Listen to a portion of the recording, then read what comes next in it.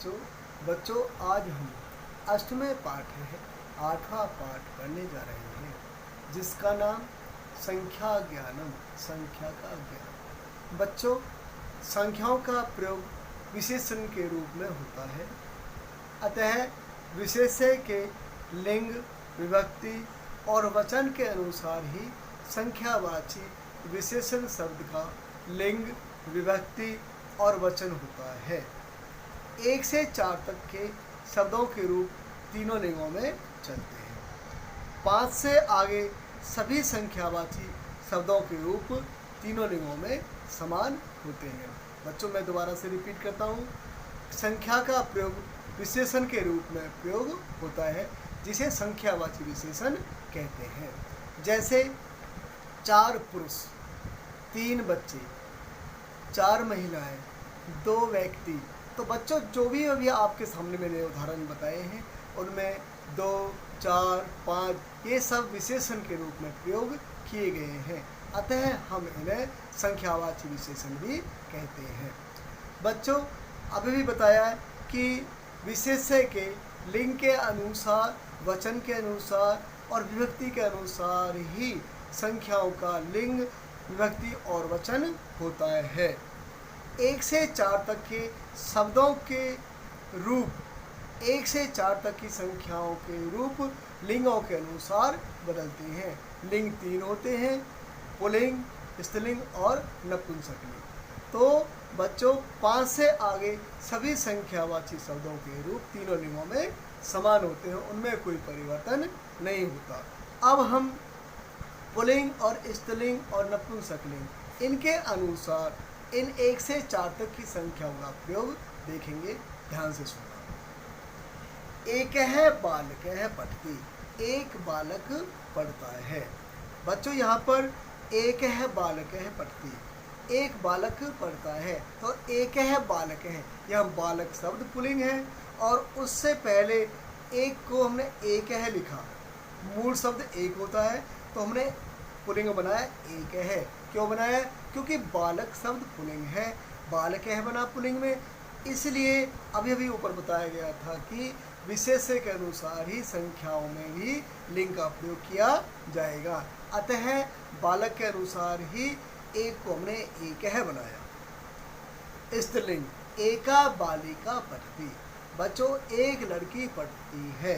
यहाँ पर भी एका बालिका, यहाँ पर बालिका शब्द स्त्रीलिंग है, इसलिए इस बालिका जो शब्द है वो विशेष्य है और एका शब्द है वो विशेषण है। तो यहाँ पर बालिका के अनुसार एक को हमने एका बनाया, क्योंकि बालिका स्त्रीलिंग है।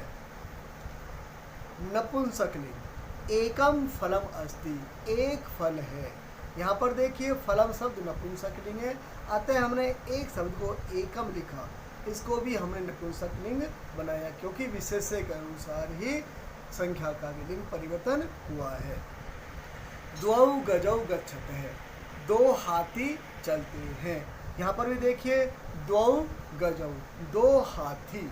तो बच्चों, यहाँ पर गजौ विशेष्य है और उसका विशेषण 2 है, अतः यहाँ गजौ द्विवचन में प्रयोग किया गया है। तो हमेशा 2 संख्याएं द्विवचन में प्रयोग ही की जाएंगी। तो अतः हमने यहाँ पर, इसलिए हमने यहाँ पर 2 गजौ, यहाँ पर जो 2 मूल जो शब्द है द्वि होता है, संस्कृत में संख्या में द्वि होता है, तो द्वि को हमने बदलकर 2 बनाया, क्योंकि पुल्लिंग में 2 होता है। अब आइए स्त्रीलिंग, द्वे चटके वृक्षे तिष्ठतः। तो यहाँ बच्चों, द्वि का स्त्रीलिंग में द्वे बनता है, अतः चटके शब्द, चटका, चटके, तो द्विवचन है, तो यहाँ द्वे शब्द भी द्विवचन में प्रयोग किया जाएगा, क्योंकि चटका द्विवचन है और चटके के अनुसार ही संख्या का प्रयोग किया जाएगा। अतः द्वे चटके वृक्षे तिष्ठतः है, 2 चिड़ियाँ पेड़ पर बैठी हैं। नपुंसकलिंग, बच्चों, द्वि शब्द का भी बताया था आपको, पुल्लिंग में 2, स्त्रीलिंग में द्वे और नपुंसकलिंग में भी द्वे ही बनेगा। जैसे द्वे फले स्तः है, 2 फल हैं। यहाँ फल शब्द नपुंसकलिंग है, तो आपको शब्द रूप आना चाहिए, फलम फले फलानी, फलम फले फलानी। तो बच्चों यहाँ फले शब्द जो आया द्विवचन में आया है, अतः फले के अनुसार ही हम संख्याओं का प्रयोग करेंगे, तो बन गया द्वि। अब आइए संख्या नंबर 3। बच्चों संख्या संस्कृत में मूल जो रूप है वो त्रि होता है, तो त्रि का पुल्लिंग में त्रियः बनता है। अब इसका प्रयोग देखेंगे, त्रियः अश्वाः धावन्ति, 3 घोड़े दौड़ते हैं।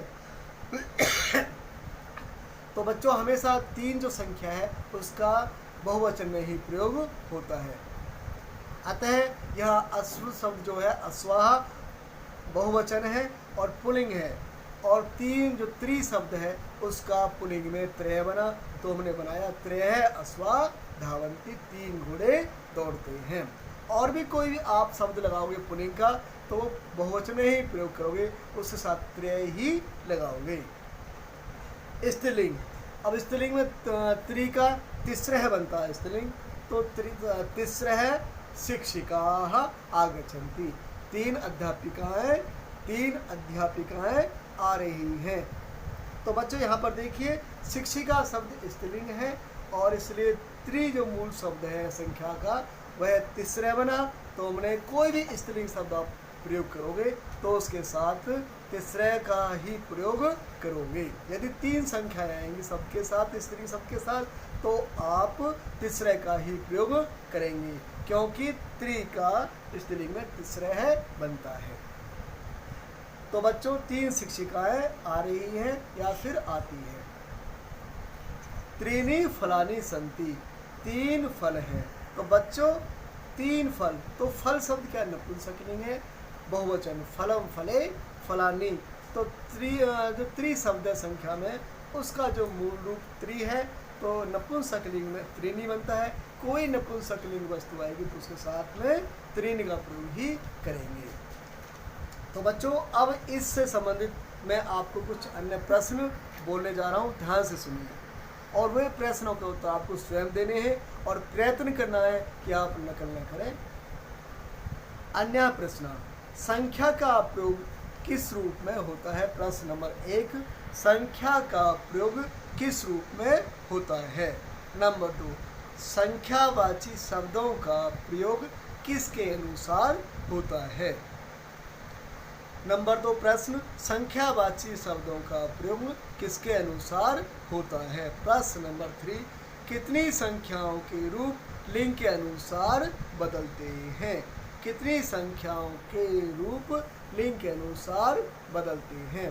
प्रश्न नंबर 4, संस्कृत लिखत।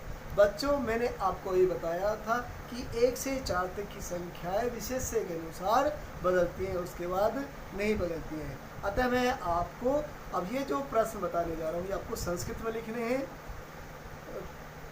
4 का 1 पार्ट 4 महिला, सेकंड भाग 4 बालक, थर्ड पार्ट 3 पुस्तकें, फोर्थ पार्ट 3 लोग, 6 पार्ट 2 लड़की, 7 पार्ट 2 छात्र, 8 पार्ट 1 घर, 9 पार्ट 1 गांव, 10 पार्ट 1 छात्रा।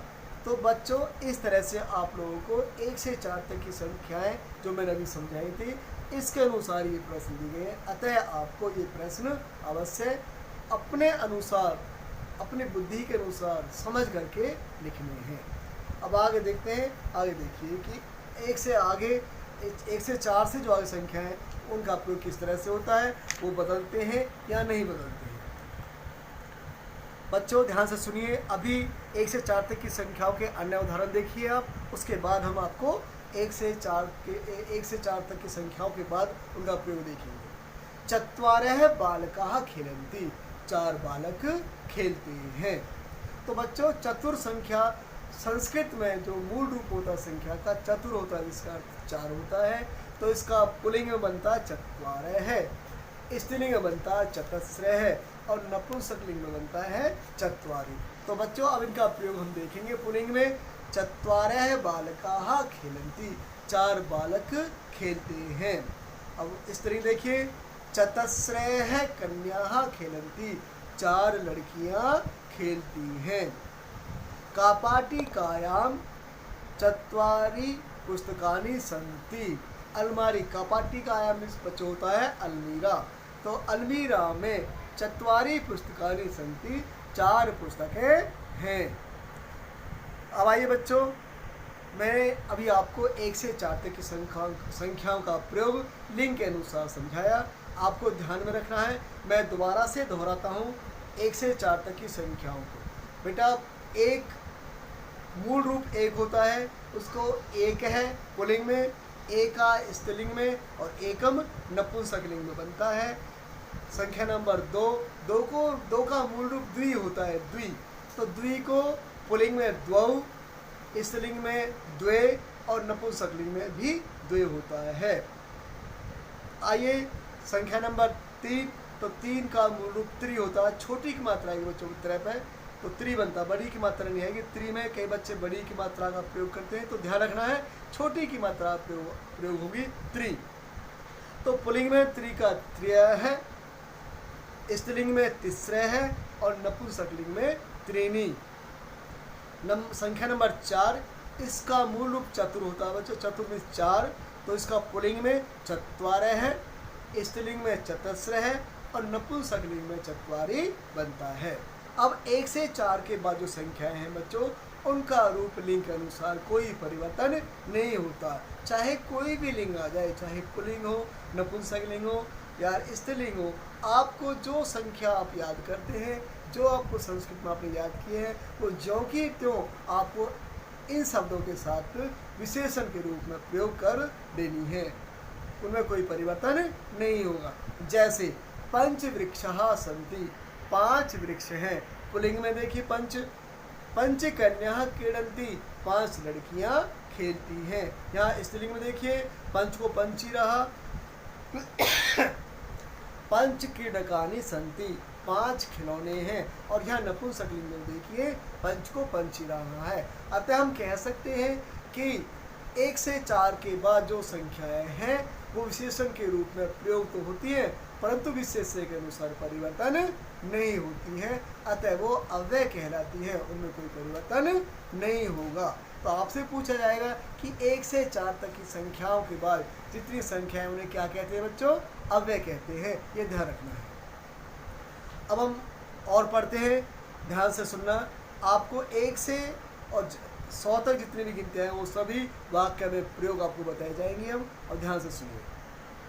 अयम मम विद्यालय है अस्ति, अयम मीन्स यह, मम मीन्स मेरा, विद्यालय मीन्स अस्ति, यह मेरा विद्यालय है। अत्र यहाँ एकम मुख्य द्वारम द्वे अन्य प्रवेश द्वारे च स्तः है। यहाँ एक मुख्य द्वार, 2 और 2 अन्य प्रवेश द्वार हैं। प्रवेश द्वार होता है बेटा जो जिनसे हम अंदर प्रवेश करते हैं। तो यहाँ एक मुख्य द्वार है और 2 अन्य प्रवेश द्वार हैं। त्रीणि क्रीडा स्थानानि, चत्वारे विभागाः, कला, वाणिज्यम, विज्ञानम, संगीतम च सन्ति। यहाँ पर 3 खेल के स्थान, चत्वारे विभागाः 4 विभाग, जैसे कला, वाणिज्य, विज्ञान और संगीत के हैं।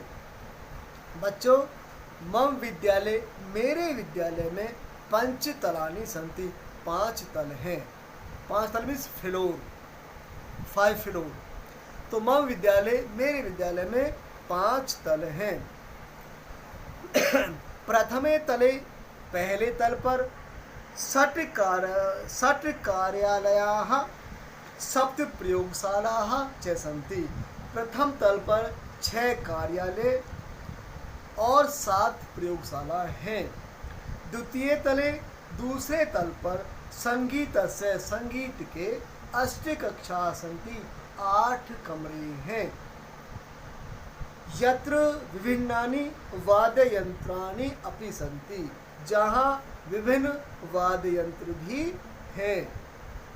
तृतीय चतुर्थे तले च, तीसरे और चौथे तल पर, फ्लोर पर, विभिन्न विषयानाम कक्षा सन्ति, विभिन्न विषयों की कक्षाएं हैं।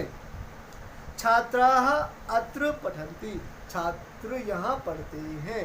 विद्यालय, विद्यालय में नव संगीतस्य 10 वाणिज्यस्य 11 विज्ञानस्य 12 च कलायाः अध्यापकाः सन्ति। विद्यालय में 9 संगीत के, 10 वाणिज्य के, वाणिज्य मीन्स अकाउंटेंसी, 10 वाणिज्य के, 11 विज्ञान मीन्स साइंस, विज्ञान के, और 12 कलायाः और 12 कला के अध्यापक हैं। अत्र एकम सुंदरम उद्यानम अपि अस्ति, यहाँ एक बगीचा भी है। 13 वटवृक्षाः, 14 आम्रवृक्षाः, 15 जम्बूवृक्षाः, 16 च पुष्पवृक्षाः अस्य शोभां वर्धयन्ति। यहाँ पर 13 में 13 वटवृक्ष, 14 आम के पेड़, 15 जामुन के वृक्ष, 16 और 16 पुष्प वृक्ष, फूलों के वृक्ष, अस्य शोभाम वर्धयन्ति, इसकी शोभा को बढ़ा रहे हैं। तो बच्चों यहाँ पर पाठ में आपने देखा जितने भी लाल रंग के शब्द हैं वह सभी संख्याएं हैं, और 1 से 4 तक की संख्याएं तो लिंग, वचन और विभक्ति के अनुसार बदली थी, परंतु उसके बाद को जो संख्याओं का प्रयोग किया उनमें कोई परिवर्तन नहीं हुआ है। मम विद्यालय, मेरे विद्यालय में एक है चिकित्सालयः अपि अस्ति, मेरे विद्यालय में एक हॉस्पिटल भी है। चिकित्सालय मीन्स बेटा हॉस्पिटल, मेरे विद्यालय में एक हॉस्पिटल भी है, अस्पताल भी है। यत्र जहाँ 17 पर्यङ्काः रुग्णानां छात्राणां कृते सन्ति, जहाँ 17 पलंग रोगी छात्रों के लिए हैं। 18 सोपानानि छात्राणाम् आवागमने सहायका भवन्ति, 18 सोपान जिसे लिफ्ट बोलते हैं, सीढ़ियाँ चलने वाली, तो यहाँ पर 18 सीढ़ियाँ छात्रों के आने जाने में सहायक होती हैं। मम विद्यालयः, मेरा विद्यालय 9 वर्षाणि पुरातनः अस्ति, मेरा विद्यालय 9 वर्ष पुराना है, नहीं, मेरा विद्यालय 9 मीन्स 19 वर्ष पुराना है। आगामी वर्ष, आने वाले वर्षों में, सालों में, अयम यह 20 वर्षाणि संपूर्णम करिष्यति, 20 वर्ष पूरे करेगा। ततः एकम भव्यम आयोजनम भविष्यति, उसके बाद एक भव्य आयोजन होगा। बच्चों अब इस पाठ से संबंधित कुछ विशेष पॉइंट, एक शब्द के रूप केवल एक वचन में तीनों लिंगों में चलते हैं, जैसे पहले ऊपर बताया गया था, एक केवल एक वचन के रूप में चलते हैं, द्वि शब्द के रूप केवल द्विवचन के रूप में चलते हैं, त्रि और चतुर शब्दों के रूप केवल बहुवचन तीनों लिंगों में चलते हैं, और पंच से आगे संख्याओं के रूप तीनों लिंगों में समान चलते हैं, उनमें कोई एक वचन द्विवचन नहीं हो, तो वे हमेशा बहुवचन में ही रहते हैं। शब्दकोश, मुख्य द्वार, मुख्य दरवाजा, विभागाः, विभाग, वाणिज्य, वाणिज्य, कॉमर्स, तलानी, तल यानी फ्लोर, प्रयोगशालाः, प्रयोगशालाएं, लैब्स, रुग्णानां, बीमारों का, वाद्य यंत्राणि, बजाने के यंत्र, वट वृक्षाः, बरगद के पेड़, जम्बू वृक्षाः, जामुन के पेड़, वर्धयन्ति, बढ़ाते हैं, कृते के लिए, आवागमने, आने जाने में। तो बच्चों इस तरह से आपको इस पाठ के द्वारा संख्याओं का ज्ञान कराया गया। आपसे आशा करता हूँ कि आप इन संख्याओं को बड़े ध्यान से समझेंगे, पढ़ेंगे और लिखने का प्रयत्न करेंगे। धन्यवाद।